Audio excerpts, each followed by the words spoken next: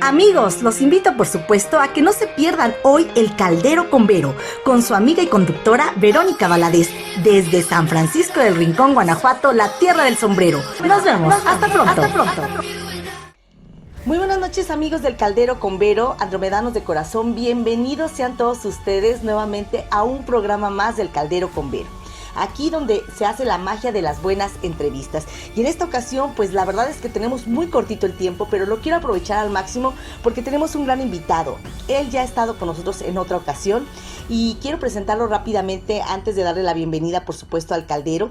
Él es el maestro Carlos Guzmán, es maestro universitario y escritor de temas paranormales, estudió su licenciatura en administración en la UNAM, tiene una maestría también en administración de empresas por la Universidad de las Américas de Puebla. Su experiencia profesional se centró en empresas transnacionales en el área de mercadotecnia por más de 25 años y posteriormente se dedicó a la docencia por 16 años en la Universidad del Valle de México. Actualmente, bueno, pues se dedica a la escritura de sus obras y a su canal de lo paranormal en YouTube. Carlos Guzmán también se encuentra dentro del tema de la ufología, es el primer mexicano que se presentó como speaker en el Simposium de la MUFON en 1996 y en 2014, y es también el primer mexicano, déjenme comentarles, es el primer mexicano que introduce un libro con la temática OVNI en inglés en Estados Unidos. Es autor, coautor y colaborador de 22 obras publicadas sobre temas paranormales. Además es integrante del Centro de Estudios IMIX y formará parte también del próximo Congreso OVNI Internacional Global UFO Meeting los días 1 y 2 de julio, al lado de grandes ponentes e investigadores como Jaime Maussan, Paola Harris, Esteban Cruz, entre muchos más. Y pues le damos la más cordial de las bienvenidas al maestro Carlos Guzmán, que en este día nos va a hablar sobre la tecnología no humana en la Tierra, un tema muy interesante. Bienvenido, maestro Carlos, gracias por estar en el Caldero con Vero. ¿Qué tal, Vero?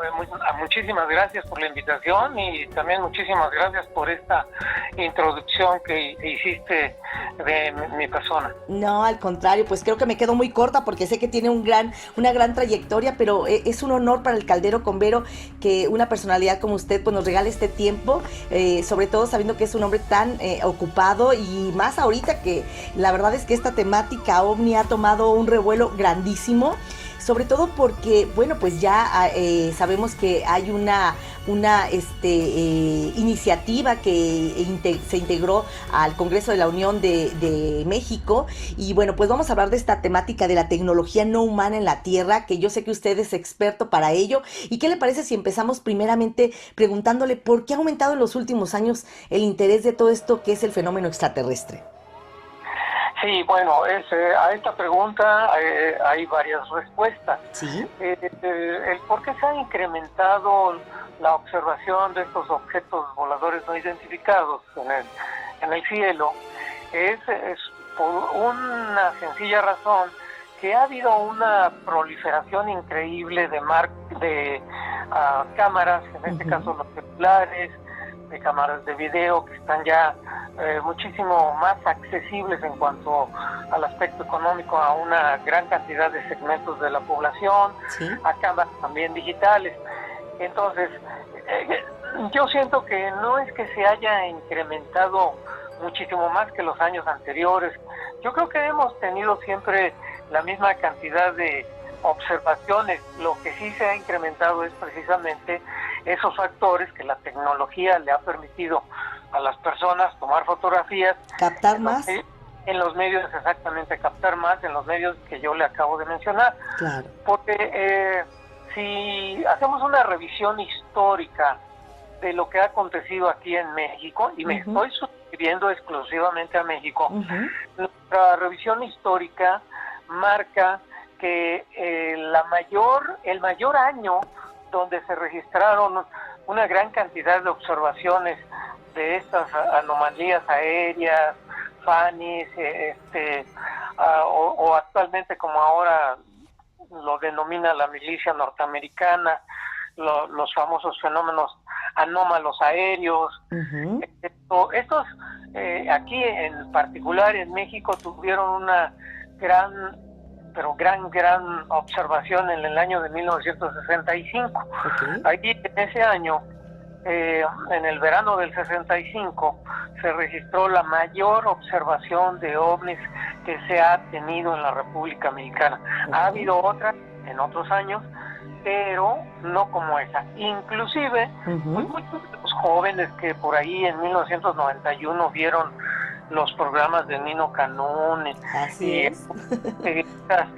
algunos periodistas de renombre decían que en 1991 había comenzado la mayor ola de avistamientos acaecida aquí en México, cosa que no es así, es inexacto, porque esto hay que remitirse a la historia, y la mayor cantidad de observación OVNI la tenemos en el año de 1965 y en otros años.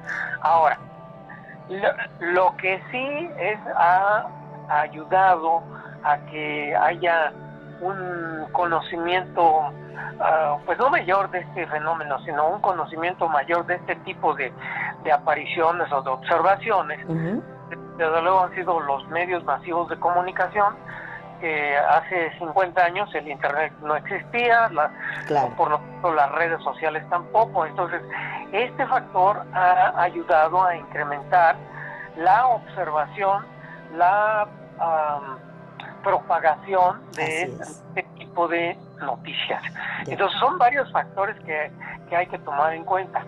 Otro importante factor sí es que los Estados Unidos, una de las primeras potencias mundiales, tanto en el aspecto económico como militar, los últimos dos presidentes que ha tenido, y el anterior y el actual, han realizado comunicaciones ejecutivas dirigidas a la milicia norteamericana, le hace Pentágono, para que den a conocer las informaciones que han estado recabando, sobre todo pues a partir de este nuevo siglo, porque los norteamericanos, la Fuerza Aérea siempre ha tenido reportes que han estado acumulando y acumulando y acumulando. Lo que pasa es que no los han dado a conocer, pero ahora con las filtraciones que hubo en el año de 2017, las filtraciones de los videos que tomaron los Marines norteamericanos de esos objetos tomados en ambas costas de el Atlántico y el Pacífico de los Estados Unidos, pues ha llamado mucho más la atención, porque la Fuerza Aérea dice, pues aquí están, yo no sé lo que son, si es una arma secreta misma del gobierno de Norteamérica, si es una arma secreta china, si es rusa, no lo saben. Sí lo saben, pero no lo quieren expresar públicamente. No lo han expresado, ¿verdad? Claro. Entonces, se han visto obligados, la milicia norteamericana, ante las órdenes ejecutivas del anterior presidente y del actual de Biden, a que se abran y que de una manera pública den su punto de vista. Entonces, lo externaron. Hay que recordar, el año pasado hubo allí una comunicación por parte de los políticos norteamericanos. Fue una comunicación de 7 hojas, que todo lo conoció, pero lo que no conocimos fue en realidad, ese fue en sí el reporte ejecutivo o el summary o el resumen. Lo que conocimos fue la amplitud de lo que realmente se expresó en ese reporte, que tengo entendido era de 30, 40 páginas. Entonces, eso no salió a la luz pública. Sin embargo, nuevamente cobró un mayor interés ahora que hace un mes, en el mes de febrero, como recordarán, empezaron a registrar, la NORAD empezó a registrar unos globos supuestamente que eran de China. Que era uno de ellos, y vimos las fotografías efectivamente de un globo en tierra ya que había caído. No sabemos si fue caído o no, pero lo que no vimos, otros 2 supuestos objetos que derribaron los Estados Unidos, y que Canadá también entró al juego de que se derribaran, pero pues no vimos ni una sola fotografía. No, no hubo nada. Nada más se habló de la temática, más, sin embargo, no hubo mayor información. Entonces sí debió de haber habido objetos, claro. Sí los debió de haber detectado el Comando Norte, la NORAD, pero pues obviamente que no dieron a conocer esas fotografías ni antes ni después de que fueron derribados. Entonces ahí pues fue algo desconocido, no lo sabemos. Entonces todos estos factores han contribuido a que precisamente haya una mayor divulgación de la temática, a que las gentes de alguna manera tengan un interés mayor al que había en los años anteriores. Y de alguna manera también los gobiernos se abrieron a este tipo, a ustedes como investigadores, para que también apoyen de alguna forma, también brindando mayor información, maestro. Bueno, hay algunos gobiernos de Sudamérica que están abiertos desde hace años. Ajá. Voy a poner el ejemplo de Chile. Y yo estuve en Chile por ahí del año 2001. Ajá. Y conversé con un par de militares, un general, que introdujo, por cierto, los F-5 a Chile. Y estuve en las oficinas del CEFA. El CEFA es un organismo, una oficina que se encarga de investigar este tipo de eventos. Y ahorita no recuerdo las siglas del CEFA, allá en Chile, pero es una oficina que está institucionalmente y legalmente aceptada y que depende, cuando menos en el año 2000, que yo estuve allí, esta oficina dependía de lo que el equivalente aquí en México conocemos como la Secretaría de Comunicaciones y Transportes. ¿De acuerdo? Entonces el CEFA está encabezado por militares y civiles. Por ahí hay un psicólogo, un psiquiatra muy reconocido en Chile que forma parte de la planilla de asesores del CEFA. Desde luego hay militares, hay radaristas, meteorólogos. Entonces el CEFA tiene su plantilla muy bien organizada, muy bien fortalecida para el estudio de este tipo de fenómenos. También por ahí, aunque no hay una oficina que se dedique al estudio de esta temática, los siguientes países que voy a mencionar han facilitado información de objetos voladores no identificados y que han sido registrados por las milicias de Perú, Ecuador, Argentina, Brasil. Esos países han abierto sus archivos a algunos investigadores de allá, de esos países, que han pedido que les informen sobre este tipo de eventos y han logrado desclasificar algunos informes de los militares de aquellos países. Aquí desafortunadamente no se ha logrado desclasificar ningún material de lo que ha ocurrido aquí en México, porque Alfonso Salazar, mi compañero, amigo y colega, él ha enviado, yo también he enviado muchas cartas, muchas peticiones desde hace años a la Secretaría de la Defensa Nacional, a la Secretaría de Gobernación, a la Secretaría de Comercio, a el CENEAM, Servicios a la Navegación en el Espacio Aéreo Mexicano, ya no me acuerdo qué otros más, y no hay respuesta. Todas, sí hay respuesta. En sus archivos no tienen nada al respecto, no tienen ninguna oficina. Sí, México es uno, yo creo, donde también ha habido tantas situaciones de este tipo, ¿no? Muchísimas.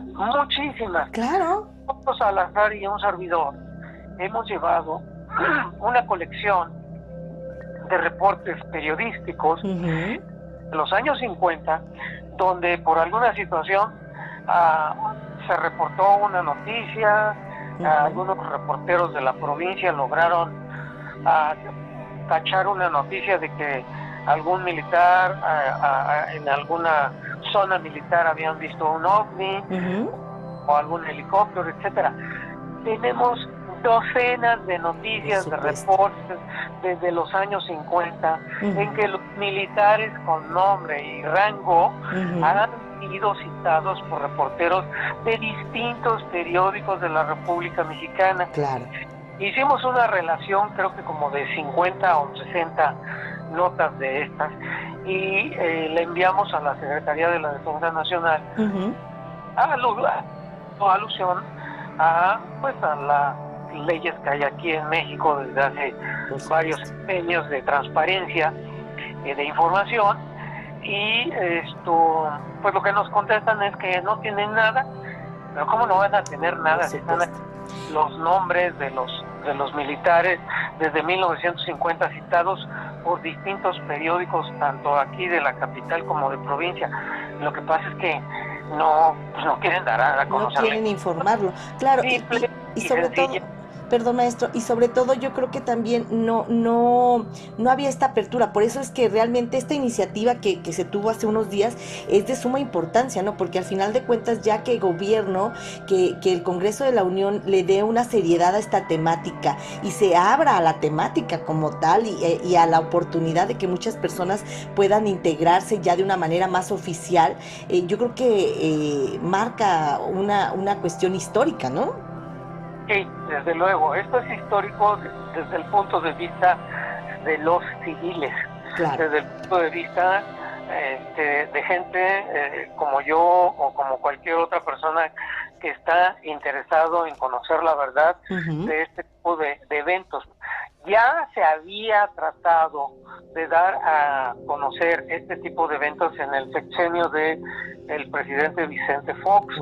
Hay que recordar que la Fuerza Aérea Mexicana dio a conocer unos videos de unos objetos que tomaron un avión militar allá al sureste de la República Mexicana y que hizo una grabación muy extraña de objetos que en primera instancia pensaron los militares que eran objetos de aviones ilícitos.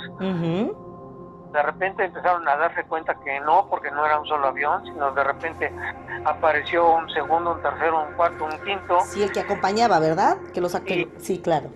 Sí, y entonces los tomaron con cámara de video infrarrojo. Entonces, pero desafortunadamente hubo un muy mal manejo de esa información que los militares facilitaron a un periodista. Pues este mal manejo obstaculizó que años posteriores pudieran los militares seguir facilitando este tipo de materiales. Sí, claro. Y se cerraron completamente. Entonces finalizó el periodo del presidente Fox, después vino el siguiente presidente Calderón, después vino el siguiente presidente Nieto, y de tal manera que a ese entonces pues ya llevamos 18 años, 20 años que se han cerrado completamente, por una parte por un mal manejo que hubo aquí en México. Ante esta situación, los Federico Vidal y Víctor Quesada son los orquestadores de que la Cámara de Diputados, el Poder Legislativo aquí en México, les hayan dado la oportunidad de externar la preocupación de que este tipo de fenómenos debe de ser estudiado seriamente y debe de ser considerado seriamente por las instituciones políticas y educativas del país, de nuestro país. Claro, por supuesto, ya que el gobierno también tome cartas en el asunto. Pero, y ahorita viene una temática todavía, ya, qué bien que se hayan abierto esta temática, que ya, yo creo que ya existe, como usted bien dice, de años, ¿no? Realmente nada más es hacerla oficial. Pero la temática, ahorita del momento va más allá, es el estudio de la tecnología no humana en la Tierra, doctor, maestro, perdón. Pero ¿por qué se considera que podemos hacer uso de esta tecnología extraterrestre? Yo pregunto si solo, pues, se ha hablado de ella de manera extraoficial, en las películas, en investigaciones. ¿Realmente ya se tiene acceso a esta tecnología no humana, maestro? Bueno, aquí hay varias cosas que tengo que comentar. Uno, se le ha denominado tecnología no humana precisamente porque no queremos caer en el agujero de decir, es que es extraterrestre, Claro. es extradimensional, es que proviene del futuro. Uh-huh. Entonces, enmarca, y también hay una serie de fenómenos parafísicos y paranormales que no nos podemos referir en exclusivo hacia un aspecto de lo que yo he mencionado. Por lo tanto, el decir tecnología no humana, estamos considerando cualquiera de las anteriores hipótesis que yo les he mencionado. De acuerdo. Tecnología humana, desde luego, puede ser cualquiera de las que yo he mencionado. Pero aquí el uso, muy buena pregunta, el uso de esta tecnología se ha hipotetizado que las naves que se estrellaron a partir de los años 40, sí, y no me estoy refiriendo a la de 1947, la de Roswell, porque ya se están encontrando que antes del 47 hubo otros estrellamientos alrededor del mundo y también, sobre todo en Estados Unidos, porque hay que recordar que en Estados Unidos fue donde se empezó a desarrollar la bomba atómica en la Segunda Guerra Mundial. Estados Unidos la empezó a desarrollar por allí del año 41 y empezó a construir laboratorios especiales para desarrollar esa arma. Y esos laboratorios principalmente fueron construidos en lo que es el estado de Nuevo México. Y por ser de alto secreto esa tecnología militar, pues era, desde luego, era un total secreto a todo mundo, porque estaba en curso esa Segunda Guerra Mundial. Claro. Y esas instalaciones fueron protegidas con potentes radares, con aviones, etcétera, porque tenían el temor de que en un momento determinado hubiese alguna invasión de la parte de los aliados hacia las costas del Pacífico. ¿Es la conocida Zona 51? ¿Sería esa? Esa está arribita, no, el área 51, está en Nevada, está en el estado que está arribita. No, aquí yo me estoy refiriendo exclusivamente a Nuevo México. Y aquí en Nuevo México están pegados los estados. Porque aquí en Nuevo México empezaron a desarrollar ahí los laboratorios para desarrollar la bomba atómica. Y empezaron a caer naves desconocidas. ¿Por qué empezaron a caer? Hay nuevamente aquí una cuestión hipotética, porque en primera instancia esos radares que implementaron para detectar cualquier situación de peligro, hay que recordar que Nuevo México pues está muy cerca de California, y en cualquier momento ellos preveían que trataban de minimizar el riesgo de que pudieran tener una invasión por parte de los aliados, porque recuerden que el famoso Pearl Harbor, los japoneses atacaron y los norteamericanos pues no se lo esperaban. Claro. Esperaban que en un momento determinado atacaran, pero más adelante y no pues se lo esperaban con esa fuerza, ¿verdad? Claro. Y la sorpresa, ¿no? Entonces ya se tienen registros de que empezaron a caer por accidente estos objetos desde el año de 1941 y curiosamente, pero hay la explicación, de que estos objetos seguramente que les empezó a llamar pues la curiosidad de que esas instalaciones estaba desarrollando la bomba atómica. Y hay que recordar que también una primera bomba atómica se detonó en el desierto ahí de ese estado experimental en Nuevo México, y esa bomba atómica experimental iba a servir de base para llevar a cabo las dos bombas que hicieron estallar más tarde en Nagasaki y allá en Japón. Entonces, contestando la pregunta de la tecnología no humana, ahora esas naves que cayeron, entonces se llevaron en ese entonces a la base de Wright-Patterson. Wright-Patterson se encuentra precisamente en Nuevo México.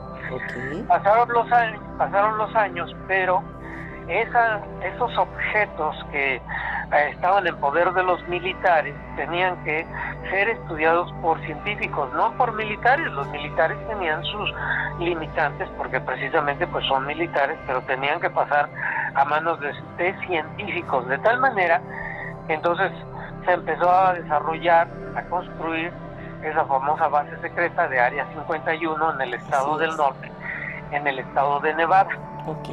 Entonces, a partir de la finalización de la Segunda Guerra Mundial del 45, el desarrollo tecnológico en general de la humanidad ha venido creciendo a pasos agigantados.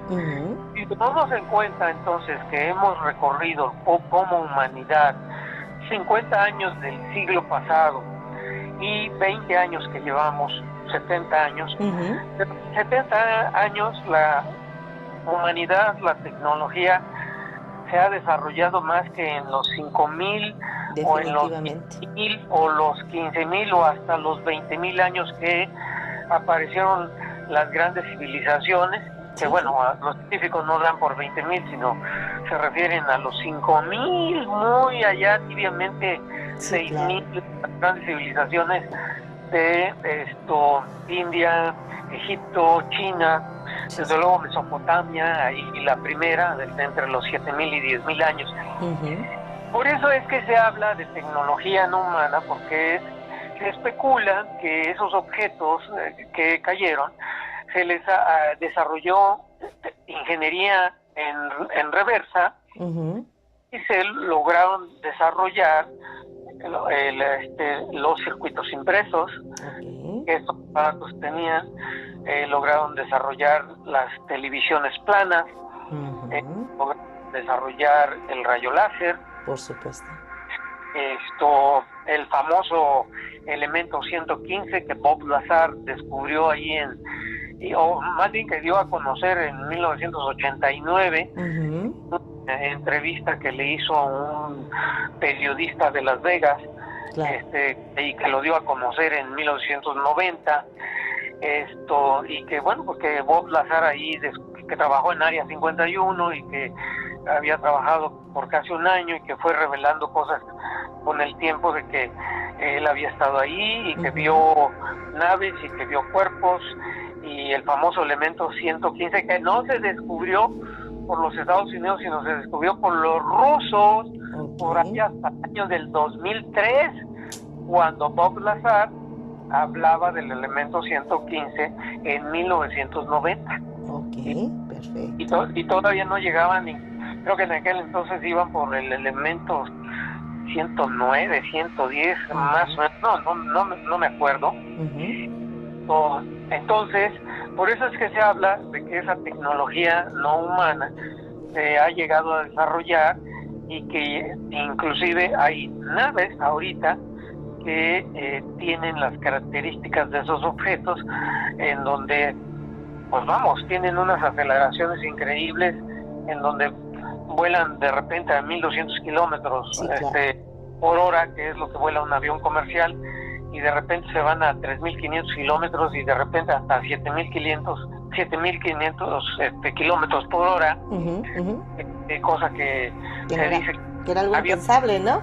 Al final de cuentas. Oiga, maestro, pero también, por ejemplo, esta temática de alguna manera en México también se tiene este tipo ya de tecnología para estudiarla, digamos, existe ya realmente elementos para que en México se pueda estudiar, hay algo que podamos estudiar que haya caído aquí, que tengamos en México. Bueno, hay varias respuestas. Uno, sí han caído objetos aquí también, Uh-huh. y precisamente Alfonso Salazar y yo estamos desarrollando el libro de ovnis caídos en México. Okay. Esperemos que lo tengamos listo en los próximos meses, y vamos ahí a revelar información que no es conocida públicamente, porque hemos estado haciendo pues una búsqueda bastante exhaustiva en la Hemeroteca Nacional de notas que por ahí quedaron perdidas en la historia, en el olvido, porque en 1950, 1960 no había muchas personas que estuvieran interesadas en esta temática. Uh-huh. Por otra parte, existen convenios, y eso ya lo hemos constatado, Uh-huh. existen convenios firmados, Sí. y me dice en dónde y cuándo. No tengo la prueba, pero sí tengo la prueba porque han acontecido. Uh-huh.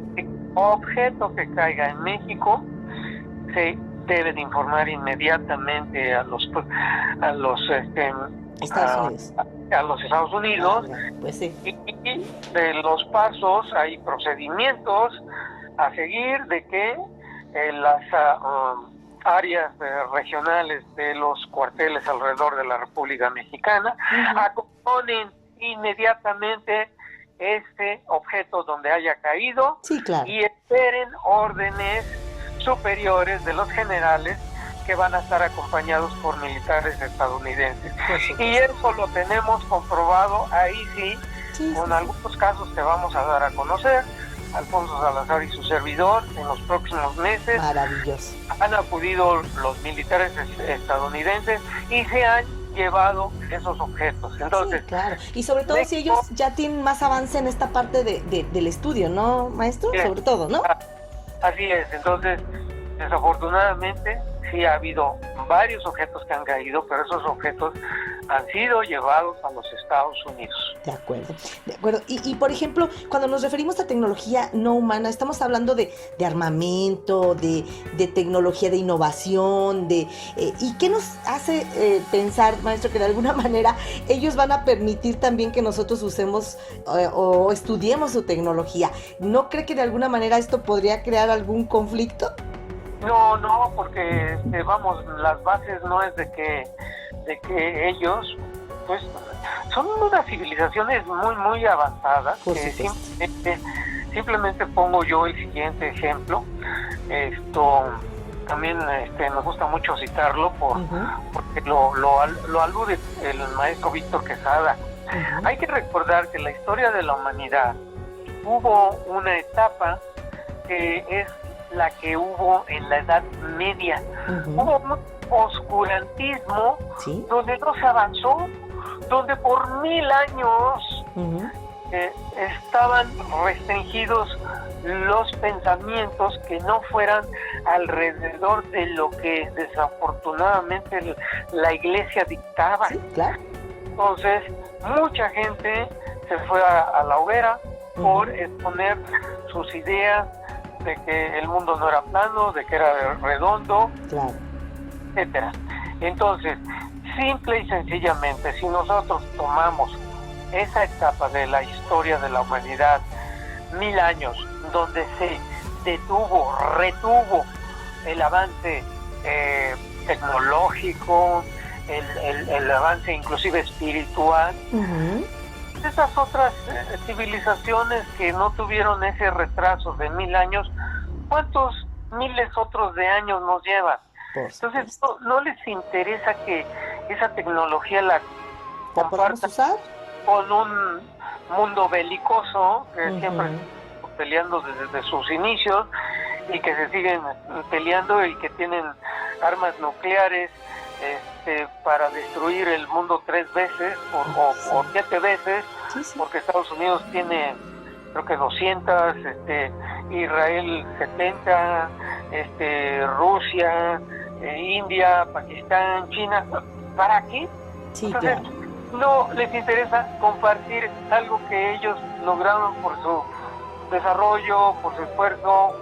Y, hay que enfocar ese aspecto de estar cerca de estas civilizaciones, si es que ellas quieren, porque pues, desde hace muchos años han tenido por ahí contactos esporádicos, pero uno público abierto no les interesa. Claro.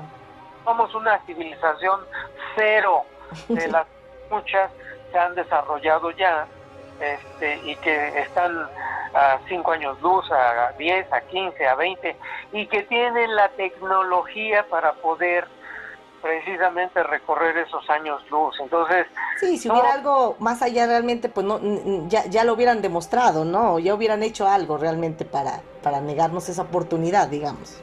¿Qué les podemos ofrecer? No, pues sí, no, realmente entonces, no. Hablamos de que la iniciativa de los maestros Federico Vidal y Víctor Quesada, de estar enfocadas a que precisamente estudiemos el fenómeno y que no haya ocultamientos de información.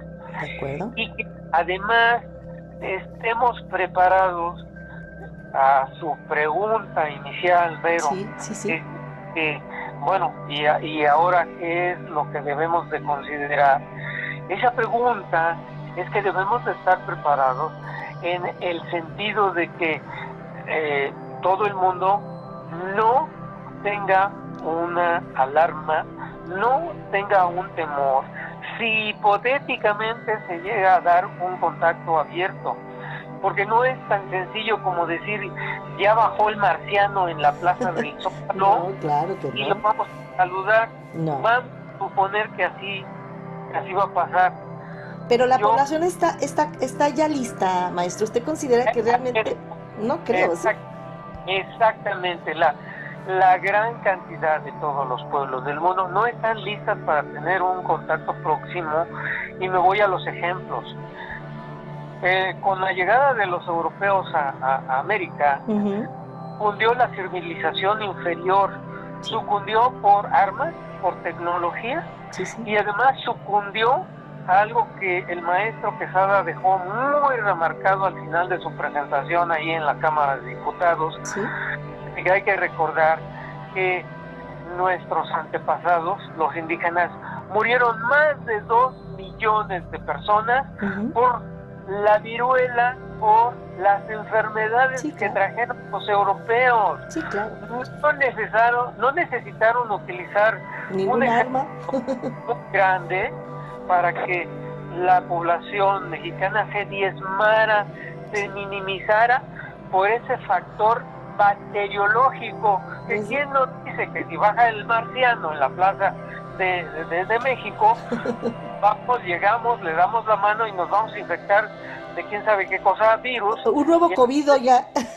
Sí, y termina con millones de habitantes. Claro, no, es que no creo que estemos todavía preparados para ello, ¿no? Sin embargo, también tenemos que considerarlo, por supuesto. Por eso es que hay que iniciar todas estas acciones para que la temática se estudie de una manera seria, para que las universidades lo estudien también, para que todos los institutos, Politécnico, UNAM, etcétera, le dé cabida, y esos científicos que se dicen científicos acepten estudiar este fenómeno, porque hay que recordarles a estos científicos que hace unos siglos la Academia de Ciencias de Francia negaba que cayeran piedras del cielo.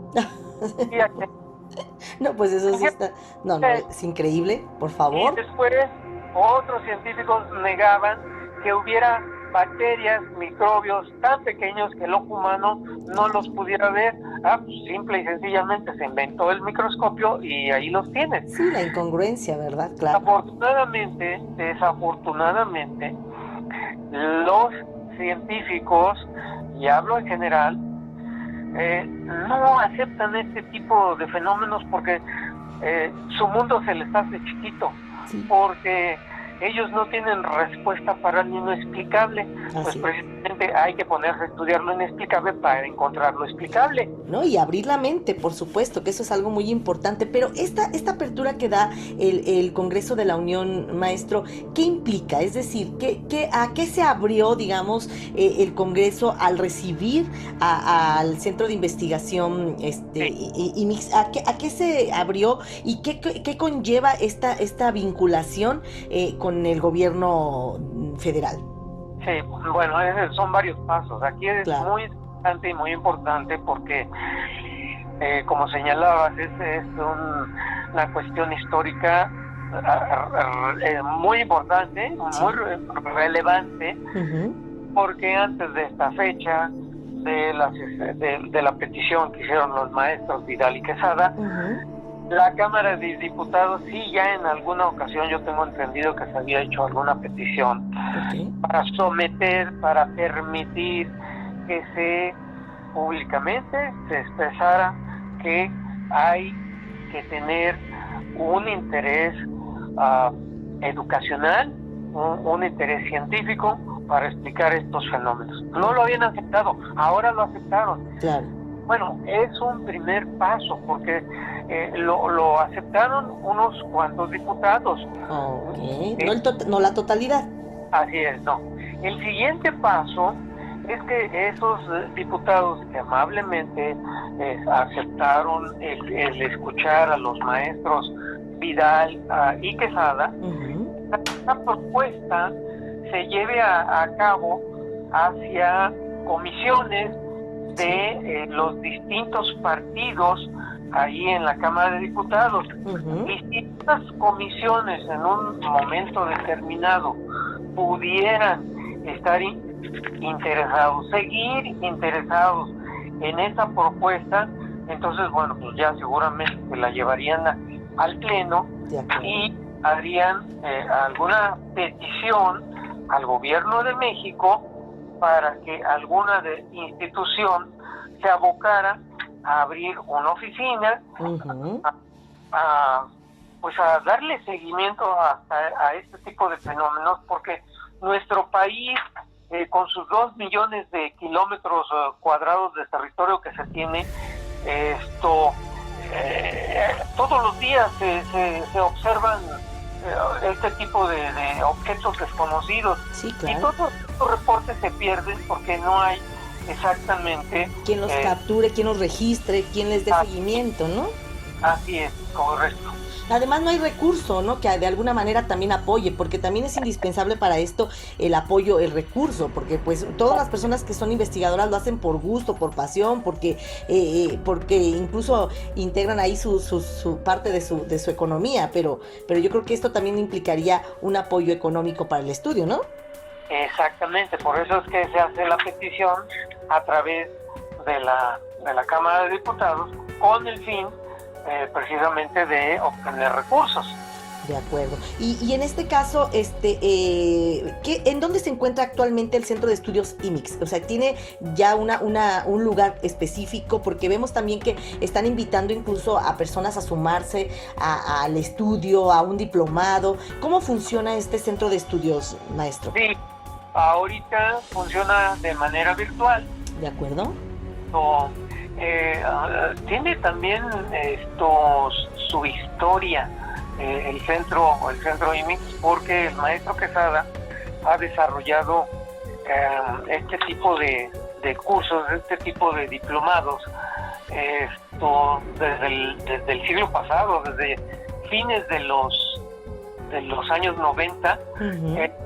A instrumentar pequeños talleres donde se daba a las personas interesadas el conocimiento de este tipo de fenómenos, teniendo distintas materias, pues la historia misma del fenómeno,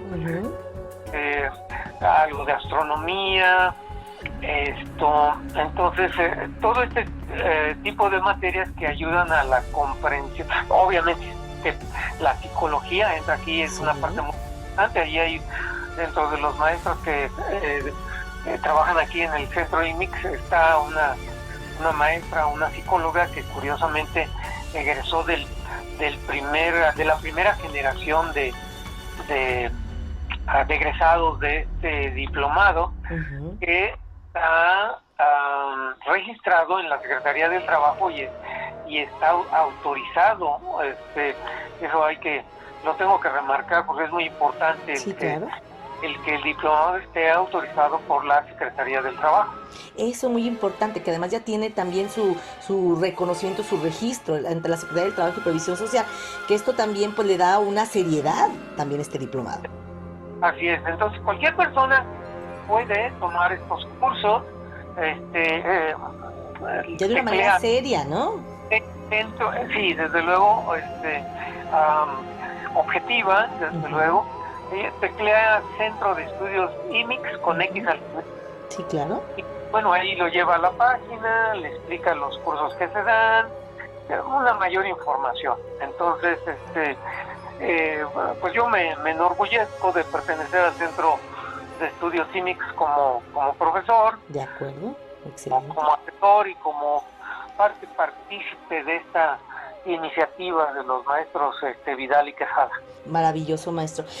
Bueno, para ir cerrando un poquito la temática, yo quisiera preguntarle si de verdad nos tenemos que sentir contentos por esta postura del gobierno, porque al final de cuentas se reconoce como un tema oficial el tema OVNI, el tema de la tecnología no humana. Esto realmente de alguna manera permite que si nuestro gobierno está abierto también al estudio de la temática OVNI, también la ciudadanía de alguna manera se abra también a este tipo de temáticas. Sí, desde luego que debemos de estar contentos. Bueno, me faltaba mencionar precisamente ¿sí? a la diputada María Teresa Rosaura Ochoa, que fue la que dio cabida, dio apertura, dissertación a la propuesta de los maestros de Quesada que iniciáramos se aceptara esta temática dentro del Congreso. Esta petición, sí, como primer paso a que se estudie formalmente este tipo de fenómenos. Excelente. Y maestro, bueno, ya si se diera esta apertura, de alguna manera, como usted bien dice, este es el primer paso, el acercamiento, hay que ver qué pasa con las otras bancadas, que se sumen también a la temática, que haya comisiones, que le den seguimiento. Yo creo que, como usted bien dice, es algo muy importante porque al final de cuentas es un primer paso, pero que es un gran comienzo, ¿no? Sí, así es, porque ahorita el paso siguiente es el que se están esperando contribuciones, propuestas de cualquier ciudadano. Sí. ¿De acuerdo? O sea, es decir, que la población pueda sumarse también a colaborar. Así es, con propuestas, con ideas que hagan llegar, que por cierto, la invito formalmente a la primera mesa de trabajo que se va a llevar a cabo el próximo viernes 5 de mayo, en donde va a haber lectura de 5 ponentes de estas mesas de trabajo. Va a ser en Zoom, desde luego está restringido, pero bueno, usted está formalmente invitado. Qué amable, muchísimas gracias, maestro. Claro que sí, que me sumo, me encanta la temática y además de que es apasionante, bueno, pues qué mejor que podamos transmitir también este conocimiento a la población. Yo creo que es tiempo de hablar las cosas, como usted bien dice, de una manera más liberada, de una manera más normalizada también, porque no podemos negarnos a todo esto que ha sucedido y que constantemente lo estamos viendo. Yo creo que ya también los gobiernos ya están abiertos también, porque saben que ya no pueden callar las voces, ya no pueden callar, como usted bien decía al principio, los teléfonos celulares que graban, las cámaras que mandan información. Esto ya se les salió de control hasta cierto punto porque el conocimiento, la cercanía de esta información ya está al alcance de toda la ciudadanía, ¿no?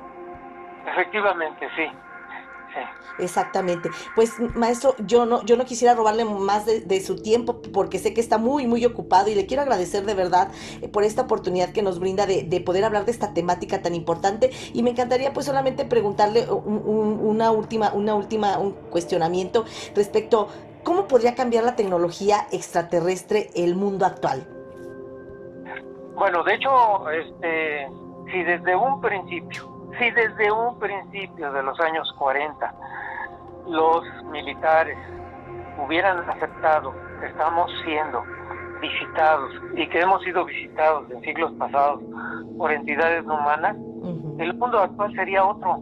Sí, claro. Sería otro, porque las perspectivas ahí no quieren perder sus privilegios, también las religiones. ¿Cómo es que van a explicar la existencia de otros habitantes en otros mundos? Y van a decir, es que hay otros dioses. Entonces, desafortunadamente, no solamente los militares, no solamente los científicos, sino también las distintas religiones han obstaculizado el desarrollo de la humanidad. Pero es una manera de tener el control social hasta cierto punto. Por supuesto, claro. Por supuesto, y es triste, ¿no? Porque al final de cuentas, como dicen por ahí, el conocimiento nos va a hacer libres, ¿no? De alguna manera, y pues esta parte da miedo. Así es. Maestro, y bueno, finalmente, pues, ¿qué podemos hacer como sociedad ante esta temática? ¿Qué nos sugiere? ¿Cuál sería su mensaje final en esta entrevista que está realizando usted para El Caldero? Que se sumen que ahí nos escriban en internet, a IMAX, y que cualquier persona que quiera externar sus puntos de vista, nos escriban. Esas cartas van a ser muy valiosas porque se van a juntar y se van a entregar a la Cámara de Diputados. Entonces las cartas que podemos hacer es más bien como externando la necesidad de que se abra o incluso dando a conocer algunas experiencias que haya tenido alguna población con cuestiones extraterrestres. Y propuestas, efectivamente. Perfecto. No, pues por último sus redes, maestro, por favor, para que la gente lo siga, porque también usted está en contacto todo el tiempo con diferentes temáticas, en congresos, en de verdad mucha información que usted nos proporciona a través también de las redes. Pues por favor, platíquenos dónde podemos encontrarlo. Sí, muchas gracias. Fácil, en Facebook me localizan como Carlos A. Guzmán, y en YouTube, ahí están mis videos. También los invito a que me visiten. Claro. Carlos A. Guzmán. Excelente. Maestro, le quiero agradecer muchísimo su presencia en El Caldero con Vero, y por supuesto que en cuanto esté ese libro ya listo que tienen ustedes que están realizando, por favor, pues estas puertas del Caldero con Vero están abiertas para que por favor nos lo presente, nos platique los pormenores, y cuando usted quiera hablar de cualquier temática relacionada, pues sabe que aquí estamos a sus órdenes. Muchísimas gracias. Gracias por la invitación, Vero, y hasta pronto. Hasta pronto, maestro, que tenga un excelente día. Gracias. Amigos, los invito por supuesto a que no se pierdan hoy El Caldero con Vero, con su amiga y conductora Verónica Valadez, desde San Francisco del Rincón, Guanajuato, la tierra del sombrero. Nos vemos, hasta pronto.